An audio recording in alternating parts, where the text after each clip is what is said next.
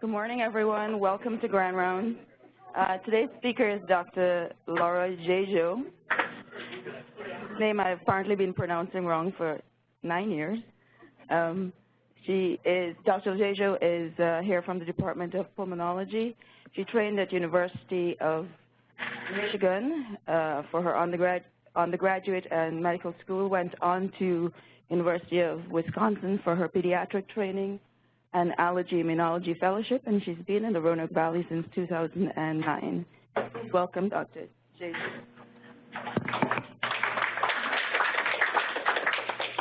Thank you, everyone, for coming out on this beautiful morning. And Janie, in honor of the talk, made a delicious peanut butter coffee cake. And my talk, again, will be pretty formal. We're going to talk about an update on where things stand with peanut allergy, because hopefully in the next year or so there are going to be some major changes. Please, it's going to be informal on my end, so please let it be informal on yours. Well, I'll ask some questions, some history stuff in addition to some allergy and peanut allergy stuff as well. So interrupt if you need to. I think Alex has a microphone, but we'll figure it out. Unfortunately, I will not be getting anything from doing this talk other than just getting to hang out with you. Wonderful. So our objectives, we're going to go over food allergy as far as diagnosis and treatment in 2018. Again, it may be changing for peanut allergy in 2019. We'll talk about oral desensitization as a therapy primarily for peanut allergy, and we'll go over two studies, so I apologize for that. Hopefully it won't get too much in the mud for that. And then I'm going to ask your opinion and see what we might be able to do as Carilion Peds to deal with this when all of these patients want to start getting oral immunotherapy from us, hopefully again next year. We'll talk about how we define food allergy, diagnose it. We'll talk about the new feeding guidelines that came out last year for the introduction of peanut. Like I said, we'll talk about a couple of studies and then how to approach the upcoming peanut challenges. Like I said, we'll talk about a couple of historical questions.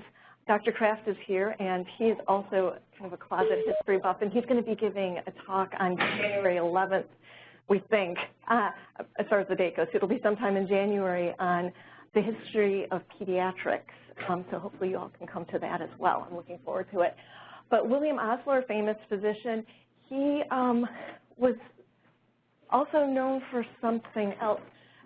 It was either he was either an opera composer, he composed light opera in the 19th century and competed with Gilbert and Sullivan, or he invented the elephant ear at the St. Louis World's Fair, or he was an inveterate prankster under the name Egerton Warwick Davis, or he also was a Shakespearean scholar. He compared Shakespeare with Milton.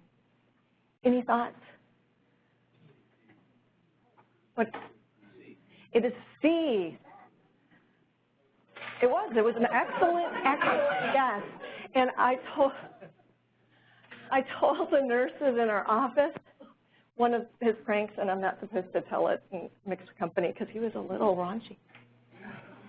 So if anybody wants to know, we can talk about that. And doesn't he look like a prankster? So, got to watch your back with this guy.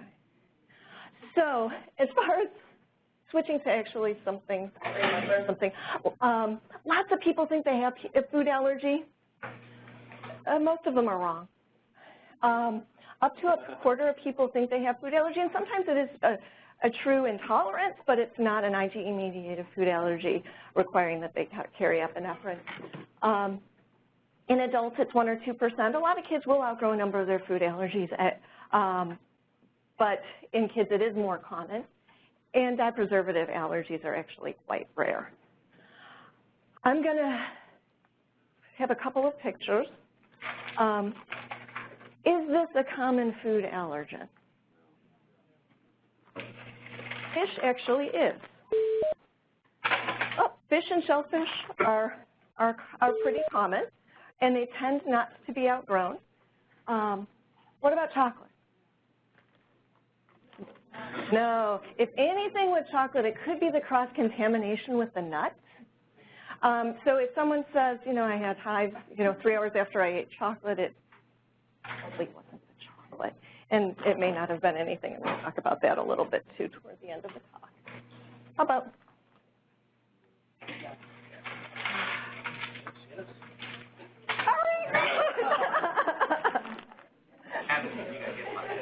Not Nestle.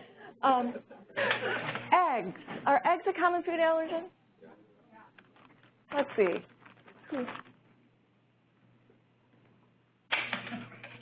And what strawberries? Strawberries are actually not very common. Strawberries can be an irritant, so lots of kids will get a perioral rash when they eat them. But that's not something that you really need to get too worked about. You get sensitive baby skin and acidic foods. You really don't need to give them an EpiPen. You generally don't need testing. The other thing that really tends to be very irritating to little skin is ranch dressing.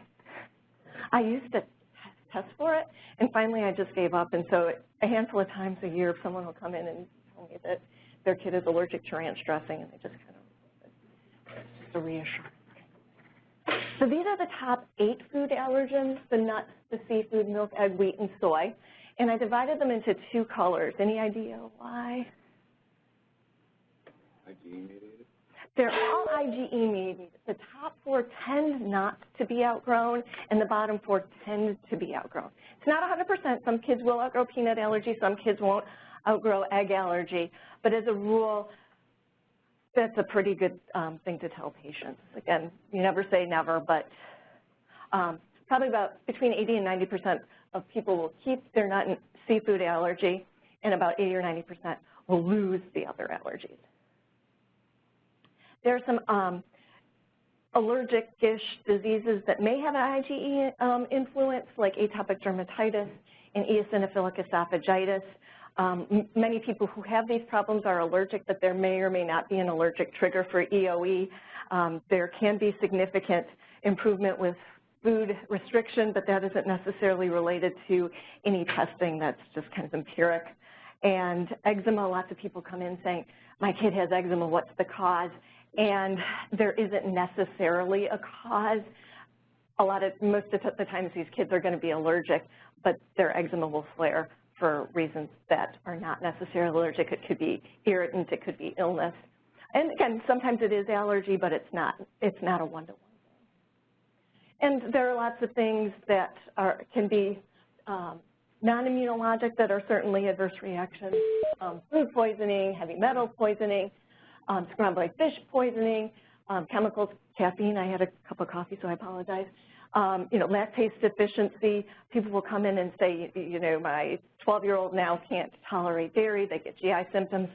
I can offer skin testing, but I'll tell them by and large it's going to be negative, and they can try lactose-free milk and see if that improves things, and if not, then I'll send them to my GI colleague. Galactosemia, pancreatic insufficiency can certainly cause some GI issues. Gustatory rhinitis, this will happen more often with spicy foods, but there are some people who get a runny nose no matter what they eat. And so we will move on to a patient that we'll just kind of think of, at least for the first part of the talk, and actually kind of think about this young man. He's 15 months old, first time he ate peanut, is at daycare on a cracker. 5 minutes, he developed hives on his face and then became generalized. Lips got a little swollen, had some coughing and wheezing, and then vomited. He did have some eczema, but that's gotten better. He does take soy milk.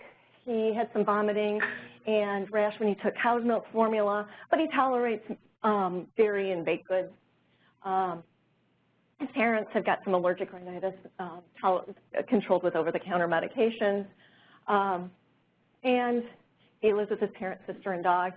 And his exam, by the time you see him and follow up, was negative, but mom took a picture.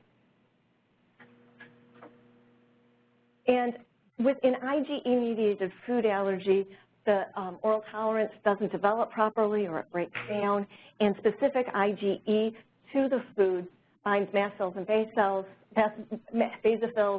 and causes degranulation, and the symptoms you see with anaphylaxis. The initial assessment when you see the child either while they're actively having a problem, and we'll talk about treatment, or 3 days later in follow-up after they've been seen in the ER, is have they eaten the food previously? What was the food? How much did they eat? How long did it happen afterwards? Was it immediate? Was it 7 hours later? What was the reaction, and how long did the reaction last? If they had hives for a week and a half after, that's also less typical of food allergy and maybe something more associated with just an acute episode of urticaria if they don't have any other symptoms. I took this picture of my son when he was a baby. He is my allergic kid, and he's got some eczema, he's got some seasonal allergies, and when he was one, he drank milk just fine, but when he'd feed himself yogurt or it would kind of glom onto his face, he'd get a little hive, go away in a half an hour or so. I tended to ignore it because it didn't bother him and he was drinking milk fine. So you kind of have to put it into perspective. I have always wondered if I would have tested him if he would have had any IgE to milk, but I didn't, and now we'll never know. But if you've got a kid like that, if they're drinking dairy and they kind of get a little rash or things, probably leaving it be is the best thing in reassurance. That being said, if they're drinking milk and having significant reactions, it's a little different. Questions? So our guy who's 15 months old got a pretty convincing story. It happened immediately. He had multiple systems involved. He's had eczema. There's family history. His story is pretty good. Definitely get him some injectable epinephrine. Hopefully they used it in the emergency room. Sometimes they don't. And this is a guy that we need to see. I'll be asking the same questions you've asked and finding out about other allergic diseases, if they're older, seasonal allergies. This guy's only 15 months old, so he may not have as many seasonal symptoms, and then we do the testing. And actually, this is our Epi. Would anybody care to show me how to use our various devices? Ben, in clinic? Dr. Jones, why don't you show us? So this is an EpiPen. There's also a generic that uses it the same way. So the way that it works, you always tell people to check the expiration date because it may be, if it expires in 6 months, to have to do a copay, it's not worth it. And then, and then you hold it for 5 seconds. It used to be 10, but now it's 5. And this orange thing will come up and cover the needle, so it can be thrown away, and then we tell the kids to go to the emergency room immediately. Who would like to show our AviQ?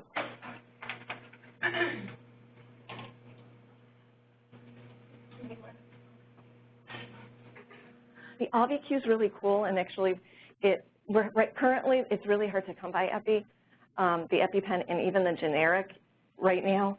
The AviQ, if patients have a commercial insurance, if you send it to a pharmacy in New Jersey, they'll cover the copay, and they'll mail them to the house.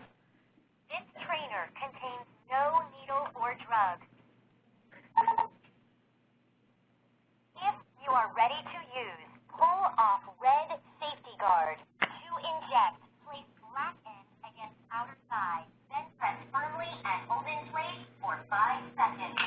5, 4, 3, 2, 1. Injection complete. This trainer may be reused. So, and this is probably my least favorite, mainly because after you use it, the needle is still exposed. But if this is the only thing you can get, it's certainly better than nothing. The nice thing about it is it's labeled. You pull 1, you pull 2, and it's the same thing. Outer part of the thigh, hold it for 5 seconds and pull it out. But there will be an exposed needle, so we have to put it back into the case immediately.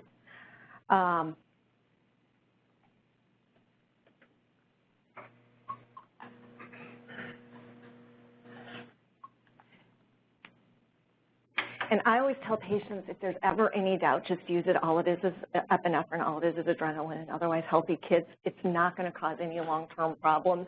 And I'd rather have patients use it and not need it than not use it and have needed it. We do skin testing in our office. It is very sensitive but not quite as specific, so that's why the history is horribly important. So I don't like to test for a gazillion things, because if they're eating the food and not having problems, that's a much better story than otherwise. It's just a skin prick. There's no intradermal testing for foods, and that's the product we use, but there are many other out there, and that's what positive skin test looks like, mosquito bites. So in our patients, he was positive to peanut and milk. And as far as capRASTs, which are an ELISA, I don't do these very often for diagnoses, mainly for the initial diagnosis, because we get the answer right away for the skin testing. We can do the teaching and everything all in one visit. And sometimes with unusual foods, we'll do it. If a kid's got bad eczema or if they've taken an antihistamine, we'll do it.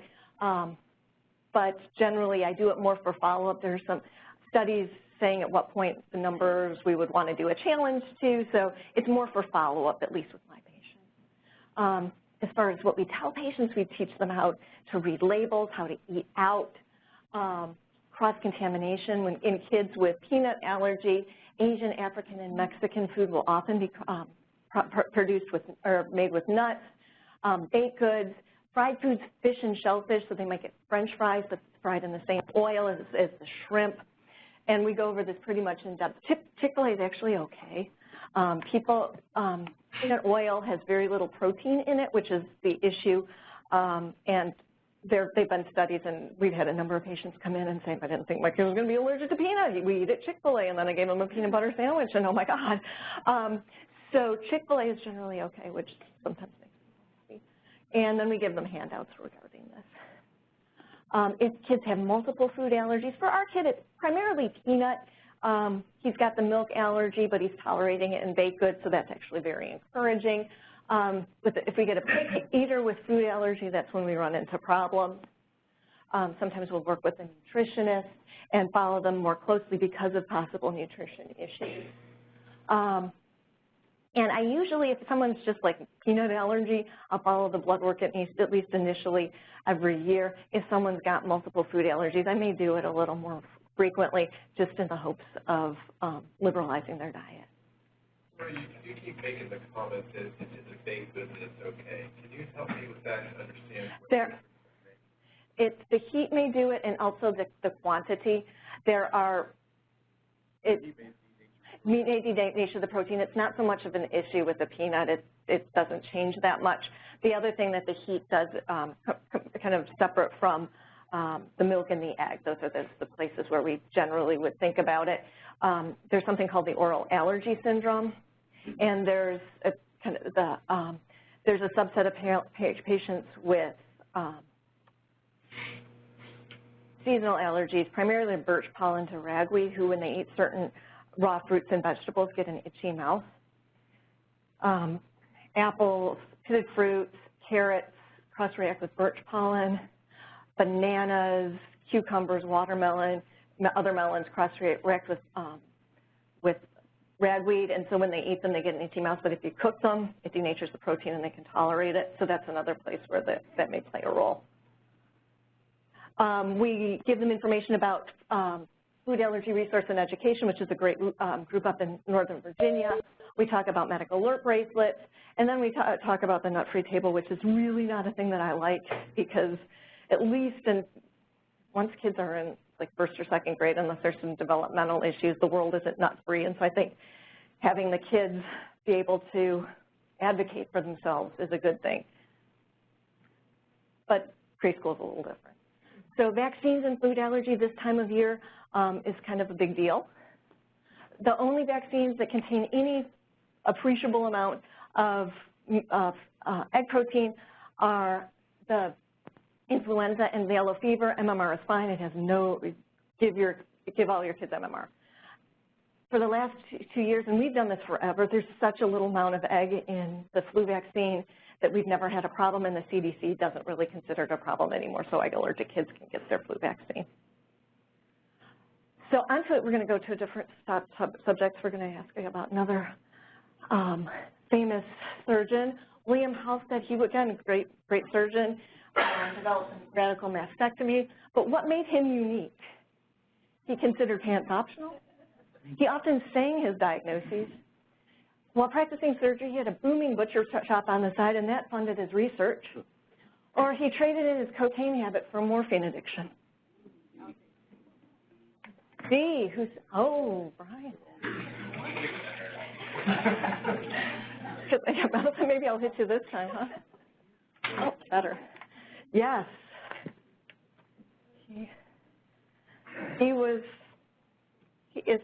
As some research in cocaine, he became addicted and then he swapped it out.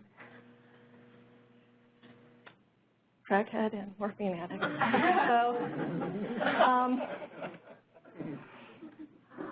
So we're going to talk now about how to introduce peanut into your patient's diet. This comes from the LEAP study from 2015, and it showed that the early introduction of peanut-containing foods to high-risk kids decreased the development of peanut allergy by 81%. And based on this, last year, the NIAID came out with the new peanut feeding guidelines. And actually, we'll do it this way. Guideline 1, these are kind of the allergic kids. They've got more severe eczema and or egg allergy. So when they've eaten eggs, they've gotten hives and problems with that, or they've got bad eczema. And the recommendation for these kids is to start feeding them peanut as soon as possible, 4 to 6 months, and the recommendations are 6 teaspoons a week, mixing it with their formula, mixing it with applesauce to get it in. These are higher risk babies, and so testing them for peanut allergy prior to introduction is not a bad idea. And you can send them to us for skin testing. I know the wait list is like forever, so if you can't get them in or someone's out in a place where there are no allergists, you can do the capRASTs, a peanut-specific IgE if it's less than 0.35. The options are to introduce the peanut at home or do a supervised feeding in your office. The risk is fairly low at that level. If it's higher than the 0.35, the recommendations are to have skin testing, and then the burden is on me. In kids who have moderate eczema, no food allergy, the recommendation is to start the feeding early as well, typically, again, by 6 months, same amount. No testing is required. If mom is completely wigging out, you can do a supervised feeding, and that's kind of up to you how you'd want to do it.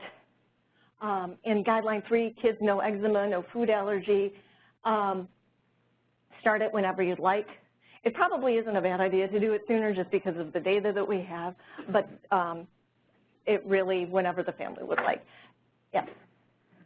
So if you want to undertake that for a child, an infant, if they're in a household with someone else in the household who's peanut allergic, what do you do? Can you repeat that? The question was, what do you do if there's someone in the family who is peanut allergic? That's, there's some peanut allergic families that keep peanut in the household, just feed the baby. The recommendations as far as, so you've got a kid whose older brother has peanut allergy, the baby doesn't have any sign, no eczema, no anything that makes it look like a particularly atopic kid. There is a slight risk, increased risk, just based on previous studies, but it's not addressed in the guidelines. I actually just had a local pediatrician just called me 2 days ago with this question. So it's not addressed in the guidelines. I usually let the parents be the guide and say, listen, the kids are still a pretty low risk. There's no eczema. There's no issues. But some families are really, really nervous, and either checking the capRAST or giving me a call and doing the skin testing is a reasonable thing to do. Again, it's not addressed in the guidelines, but I think I usually let the parents decide, and I've had this discussion with patients who now have a baby, and the older kid does have food allergy, and let them know that it's really they're in the driver's seat for that. we're going to talk a couple of cases based on the new guidelines. So a 5-month-old comes to your office, had hives and vomiting after some egg a couple weeks ago, last week. He does have some pretty bad eczema too. The next allergy appointment is a month after never. So what are you going to do? Blood test. Blood test. Blood test. And what do you do if it's less than 0.1?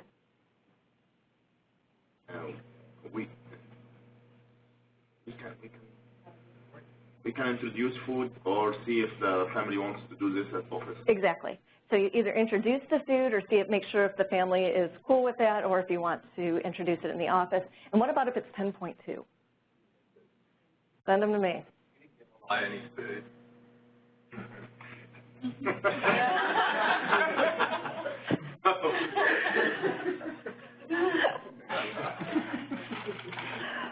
So another 6-month-old boy comes in for a well-child check, a little bit of eczema on his trunk and elbows, examine history or otherwise normal. He's eating egg just fine. Mom is concerned about Peanut. What do you tell her?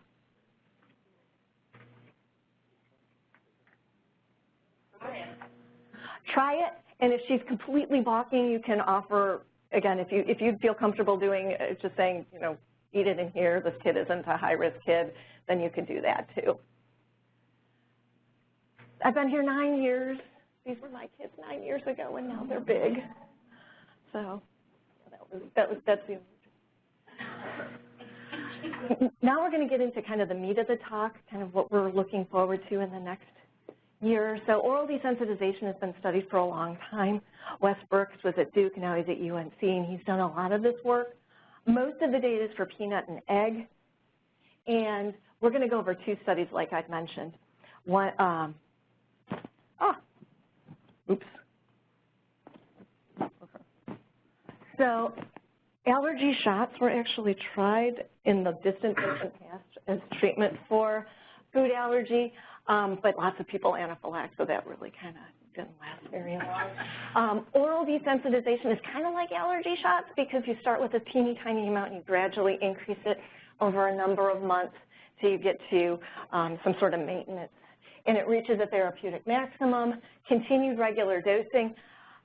Ideally, what we would like would be what is called sustained unresponsiveness, which is pretty much not being allergic. You eat the food whenever you want as opposed to eating your dose of peanut every day. But that doesn't happen very often. And the first talk is going to, or the first study that we're going to go over, we'll talk about patients where that actually may be an option. The goal is variable depending on the study, maybe a half the group. And there's failure in up to about 20% of patients. And like I said, about 80% of patients with peanut allergy don't outgrow it, so that's a really good target. And the peanut-specific IgE will often rise over the first few years of life, so that's a good target age to consider this as well. And we're going to go over early intervention in the first study, and then we're going to talk about a product that is kind of going through the FDA process and, again, may be released next year. So oral desensitization, peanut, some tree nuts, egg and milk. Peanut has the most bang for the buck. It's got so many more patients. And as far as financials go, it probably is where the companies are going to make their money too. So it's a good place to start. Again, multiple studies. The first one we'll talk about is one that came out last year, doing early oral immunotherapy in peanut-allergic kids in the preschool age group. And this looked at kids 9 to 36 months. So this is younger than most of the studies. And they had positive RAS or skin tests. And they, on average, they were a little over 2 years. And they went on it, they challenged them with 4 grams of peanut protein. And if they were positive, they were randomized into low dose, getting 300 milligrams, or high dose, 3 grams. And they were treated for about 2.5 years. And it was looking at sustained unresponsiveness, stopping peanut for 4 weeks and then challenging them then. And it wasn't looking at desensitization. because there have been so many studies on that as well.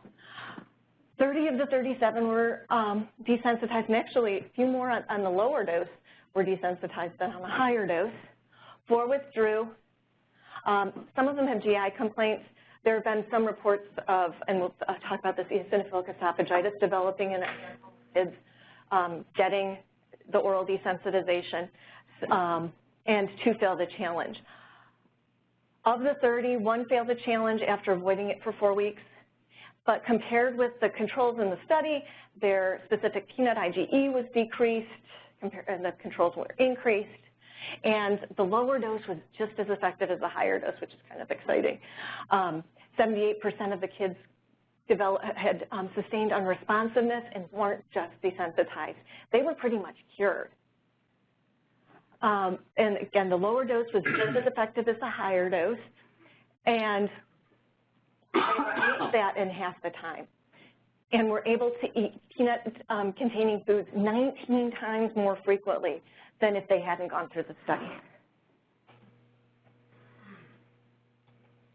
There were some side effects. They were mild. 1 kid did need to use epinephrine at home.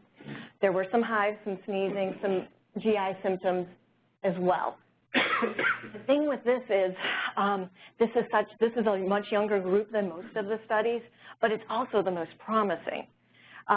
These are kids who are not going to have to continue eating the peanut every single day or most of the days.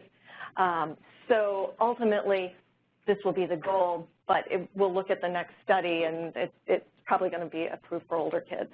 We took 2.5 years to develop that tolerance. The study went up 2.5 years, correct. So if it's approved down to age 4, and to be honest, that's what the study we're going to look at next. What do we do with these younger kids where it actually may even be more effective? And it won't take as much time and will be cheaper, which is probably a reason not to do it for drug companies. So the reality is there is this company working on, through the FDA process to get it approved. I think they have some big meeting in December. Egg and walnut are also in their pipeline. We're just going to talk about peanut today. It's in phase 3 studies in the pre-investigational new drug phase for egg and walnut. But again, we're going to focus on the peanut.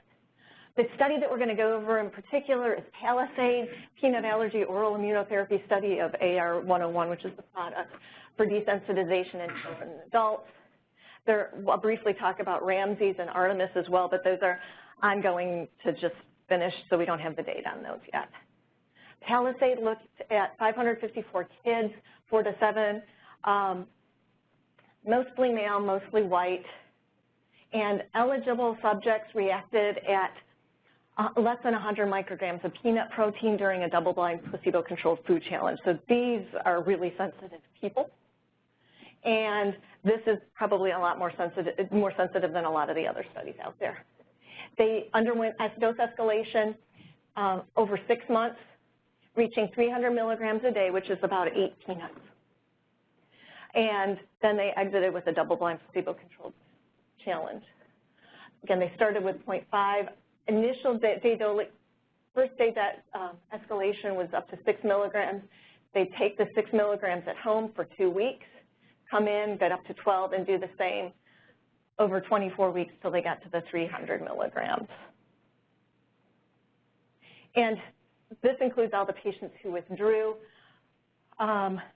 In the people getting the study drug, 76% got up to, could tolerate 300 milligrams, 2/3 could tolerate 600 milligrams, and half could tolerate a full gram. And again, much less in those who received placebo. In patients finishing the study completely, again, nearly 100% could tolerate the full 300, down to 63% who tolerated the 1 gram. And again, similar for the placebo because they weren't getting anything all along. And on the exit challenge, a couple kids did require Epi who were in the study, but if you look at, over 50% required Epi in patients who received placebo.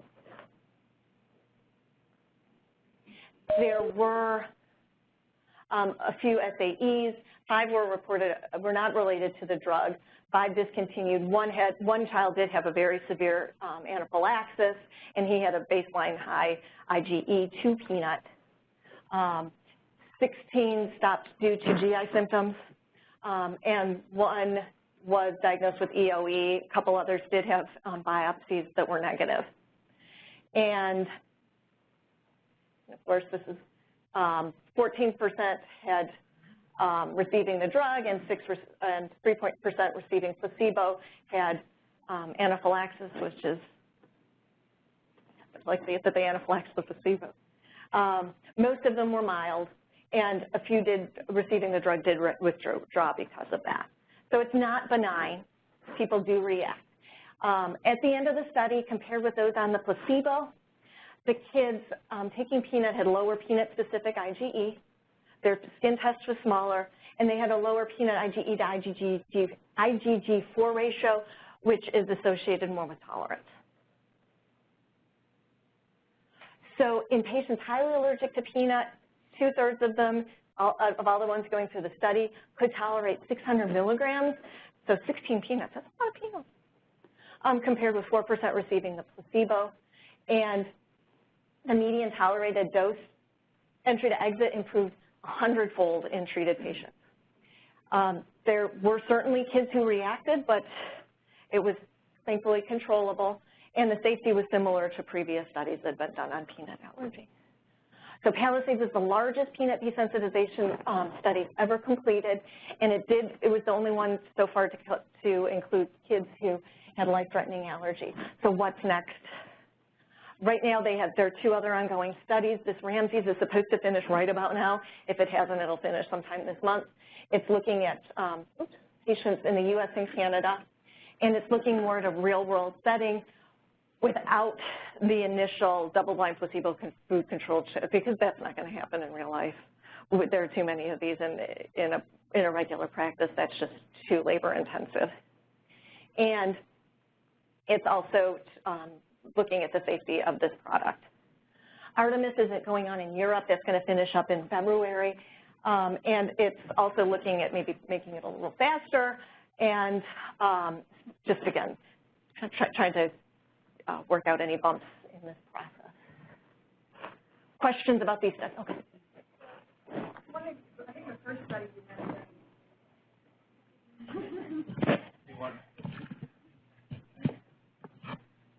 I think you mentioned in the first study there was a 4-week follow-up, like they were taken off the peanut for 4 weeks, and they were desensitized. Right. Is there any chance, especially in young kids, that they will have tolerance but then will redevelop the allergy farther down, more than 4 weeks out, if they don't continue? The hope would be, I mean, it might not be, I think it would, if it were to be 6 months or something like that, it would be possible. I think the goal would still be to keep peanut in their diet to some degree, but it would be more along the lines of, hey, have a peanut butter sandwich every couple weeks, as opposed to, again, it's hard to know what the recommendations are going to be, and further studies would need to be done looking at that long. But to be honest, I don't eat a whole lot of peanut, but, you know, every once in a while, I mean, I eat it more than every 6 months, and, you know, maybe even more than every month. So to include peanut in the diet every month or so, I don't think would be a whole lot less onerous daily. Other questions? So the centenary of which event is going to occur in 38 days? Do a little math.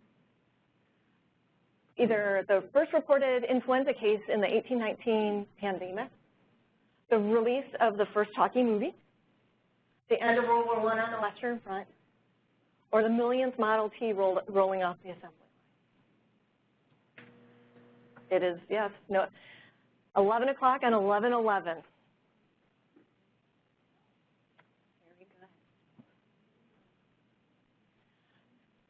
So what does this mean for our patients with peanut allergy? Ross, who's not here, thank you. I bugged him forever to get this data. These are the number of patients that I see a month with peanut allergy. Actually, it's a slight increase. But in 2 years, it was about 500 patients. So in 2016 to 17, it was 234. Up until May of this year, it was 260. So again, about 250 people a year. And he divided it into location where these kids came from. Most of them were from Roanoke County and Roanoke City. Larger, and anyone over 10 was, so Franklin County, Botetourt, Bedford, Salem, Henry County, and Montgomery County were all over 10 patients. How are we going to make this work for our patients is the question. If only half of the patients with peanut allergy decide to go under it, I mean, it's a big time commitment. Some patients are just completely freaked by it. Some of these kids are going to be 2 and 3 years old, and it may only go down to 4 as far as being approved. How are we going to address this? Our office is only so big. It's going to take a whole lot of manpower, especially initially when we get this big influx. And I've got lots of dreams about how this could be done, but the dreams and reality are so it's going to require skilled nursing. It's going to require space. They have to be prepared for anaphylaxis. And you're going to have to follow these patients to say, hey, you're taking this daily, because if they're missing 5 doses in 2 weeks, then that's an issue. So we need somebody who's going to be able to really follow these kids well. Ideally, I would love to have like a nurse practitioner who could do this, go from maybe a day at Postal, a couple days by us, maybe up in Botetourt. But I don't know, that would be me, like, I would also like to win the lottery. But I don't know how feasible that is. And so if other people have ideas about how this could be taken care of, would it be, could we train a nurse in practices to deal with this? But again, that would be taking a nurse away from other responsibilities. I just don't know how to make this work, especially initially, because there's going to be a boatload of patients and their families who are going to want to do this, and I don't want to lose them because they're going to go somewhere else if we can't offer this for them. So if any ideas? Email me, really, I'm good for anything, because I want to be able to provide this to our patients, because it really is going to be life-altering for these kids and their families. And again, if any thoughts, I really, truly would love to hear them. And this really doesn't have anything to do with food allergy. This is just a few random thoughts on urticaria. And again, this is my rashy kid. He, when he was 4, and this is when he was 4, for reasons that are unclear, one day he said, hey, Mom, I'm itchy. And I said, oh, you've been outside, you've got bug bites. And the next day he took off his shirt, and I'm like, oh, I'm a bad parent. You don't have bug bites, you've got hives. And he had hives for a month. Some days he had a lot, some days he had a little. I didn't really, he had idiopathic urticaria. He hadn't been sick, but he was 4, he was in preschool, maybe he had a little sniffle, and that was the trigger. I don't know. Just for your own patients, for your own practice, when you're in the ER, hives certainly can be allergic. It can be the kid, like our 15-month-old who ate the peanut butter cracker, but it can also just be Aaron who rashes easy. And if you take that good history, if someone's had hives for the last week and a half, that's not allergic. Finding out that they, a week and a half ago, they had a cold, that's huge. And just in reassurance, people don't die from hives. If people are anaphylaxing, there are other things that are potentially a problem, angioedema, hypotension. There are lots of things that can happen. But hives in and of themselves are annoying. They're uncomfortable, but they're not really. That's all you need to do is to try and find medicines that make them comfortable. If they're not allergic and related to anaphylaxis, they don't need to be hospitalized, and reassurance will go a long way. The one thing is hereditary angioedema is always a concern, especially people, if you've got hives and angioedema, actually that's really not that big of a deal because it doesn't affect the airway. But if you just have angioedema, hereditary angioedema, which can affect the airway and the gut and can be potentially fatal, is a concern. So that's, but if you only have angioedema, then that needs to be worked up. But if you've got hives and angioedema, it's also very reassuring. PSA and urticaria. Questions about hives? So food allergy is a huge problem, especially in young kids. The history is huge as far as your workup. If you write a good history in EPIC, it makes it so much. It makes it so much easier for us. And early introduction of peanut in the higher risk kids decreases the rate of desensitization. So using the new guidelines is of the utmost importance. The oral desensitization is on the horizon, and those studies have mostly included older kids. The younger kids are actually where the most exciting part of this puzzle may be, because they may develop the sustained tolerance compared with the older kids. And I'll go on to a couple of questions. When do you recommend, in terms of peanut introduction, a 4-month-old who got hives when mom fed him a bite of scrambled egg? Prescribe Epi and send to Allergy, or obtain specific IgE to peanut and egg. Prescribe Epi, stop the introduction of any foods until testing is performed. Perform RAS on an extended food panel, or encourage ingestion of 6 teaspoons of peanut butter weekly.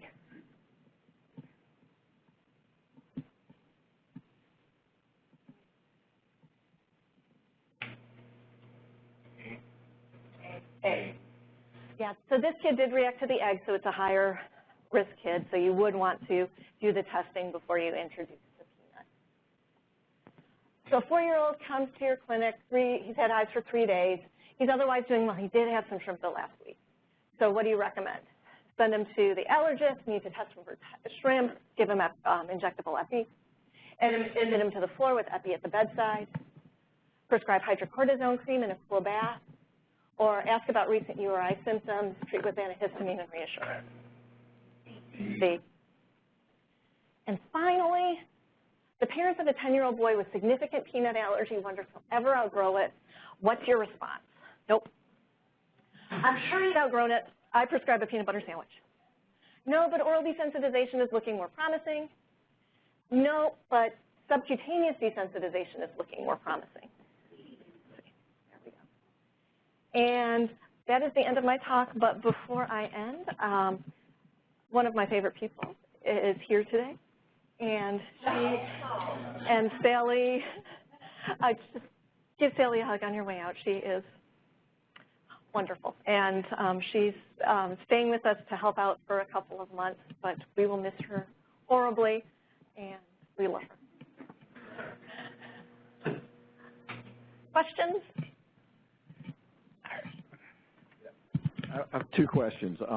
What is it about nuts that makes them so allergy-inducing? And are there parts of the world where nuts are a more important part of the diet?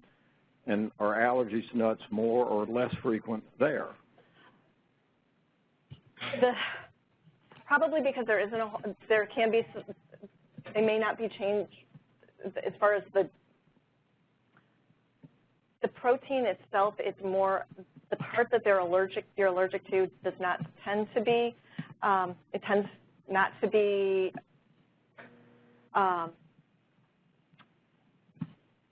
you can't denature it as well. It's usually, it's not related on the shape of the protein. It's related just so, like with the milk and the egg. So you may get small amounts, and that can kind of lead to its own desensitization. So it may be that, but a lot of places, and we talked about this the last time I talked about peanut allergy, a lot of places where there was early introduction, there's not as much peanut allergy. And in the past, actually in Asia, where they boiled peanuts, it hasn't been as much of a problem, but now they've taken on a more Western diet, and it's more of an issue. So there is probably something about it, and it may have to do with the configuration of the protein itself.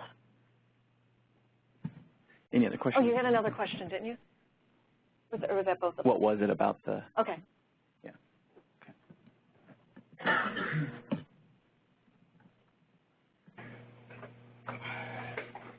So back to the guidelines of peanut allergy. So allergy against eggs is an important role. Has important role. So what if the baby never ate egg, or what if there is family history of egg allergy? With the family history of egg allergy, that's not addressed in the guidelines. And egg allergy does tend to be outgrown, so patients may not remember, parents may not remember it. So that, the other thing too is then you go by the eczema. So if a kid's got bad eczema, you do it. If the kid hasn't eaten egg and really has no egg allergy, then, and the other thing too is you can say, start feeding the kid egg. So. There's a question online about how many kids have you successfully desensitized? I have not desensitized anyone. There are definitely, again, the studies have been done across the country. I've not done it because you really need to have someone dedicated to measuring out these teeny tiny amounts of peanut protein, and it also isn't FDA approved. There are allergists who are doing it without the approval, and they're doing well, but it just makes me nervous. I'm waiting for this product. So every August and September, there's always a run on EpiPens, and that's because school's starting. And there's been some proposals to keep EpiPens at like every school or keep, 5 EpiPens. But can you talk to any progress this is being made? Because right now it's every single child who has a peanut allergy has an EpiPen at school. So the school nurse might have 50 EpiPens in the office, and they all go bad after a year or two. Yeah, their EpiPen was actually donating them to schools. I'm not sure if that is still in place. It probably isn't now because this is really the first time that there's been a shortage since I've been doing this, and again, I kind of wonder if it's karma when they tried to jack up the price to $1,000 per pen a couple years ago. But this is really the first time it's been an issue as far as getting it. The AVIQ for our patients with commercial insurance has been huge because that, I think, has been they've been a little easier to come by. But there are some patients right now where it is getting harder to find, and hopefully that will improve, fix the glitch in their system.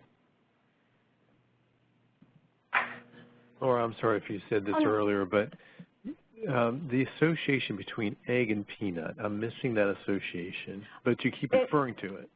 The previous studies have shown that they will often go together, and there is a higher risk of peanut allergy. Just it's more atopic, and that's an early introduced food. Again, milk hasn't been shown to be quite as much, and there was also an early introduction of peanut in particular, and actually to egg to some degree, has been shown to be a good thing. There was one study a few years ago that looked at like the introduction of all of the 8 foods, and so they were feeding these babies like squish fish, and I mean they were doing everything, and it really, I mean, but it's like fish baby food. But they tried to do this with multiple foods, and the study was just garbage because it tried too much. And so the big thing has been that the egg and the peanut run together.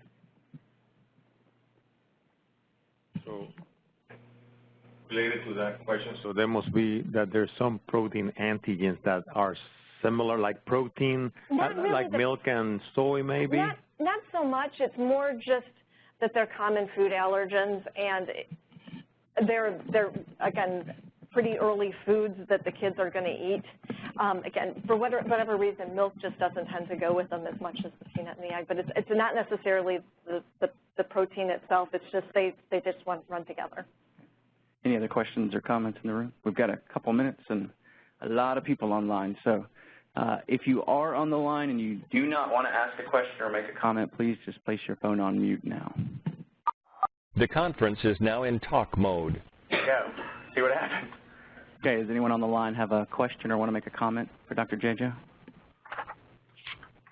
Laura, this is Mike Hart. Just a quick question for you. What are you recommending if there's a very clear-cut, strong family history of IgE peanut allergy? Given the LEAP trial and the Bomba experience and so forth, what are you telling moms during their pregnancy? Has that changed over the last few years in terms of? No, eat whatever you want. That's what I thought. And as far as, are you trying to get those kids earlier exposure, like the Bomba experience? Is that what you're trying to reference, the 4 to 6 month? With the studies don't address the family history. The parents are often really anxious about it because of the family history. So looking at the kid, does it look like an atopic kid? In that case, we will do the testing. If it's not an atopic kid, we let the family kind of decide if they want the testing, we'll redo it. But if they're comfortable feeding the baby peanut at home, if they've eaten eggs, there's no eczema, I think that's a reasonable thing as well. But I kind of let those families guide it. I just don't want them. The other thing too is because of the history, a lot of them want to do what's best as far as peanut, and so they may be more likely to feed the baby peanut if they have the negative testing. So I'll do it if they want.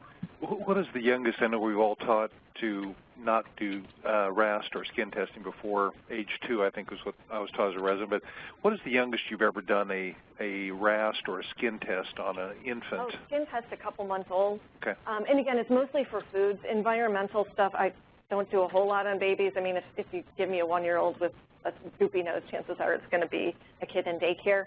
And so I'll do dog, cat, and dust mite just to make everybody happy. But 9 times out of 10, or 99 times out of 100, it'll be negative. And I'll just do that to make everyone happy because that's what they expect when they come to me. But I don't go in. I mean, to be perfectly honest, if you're coming to the allergist and you don't get allergy testing, or at least a little bit, they are not happy. And I'm not going to do more than dog, cat, and dust mite in a 1-year-old. Unless, and that being said, if a 6-month-old had hives and vomiting with egg, I'll do egg and peanut too. Thanks. Any other questions or comments? Okay, thank you very much. Thank you.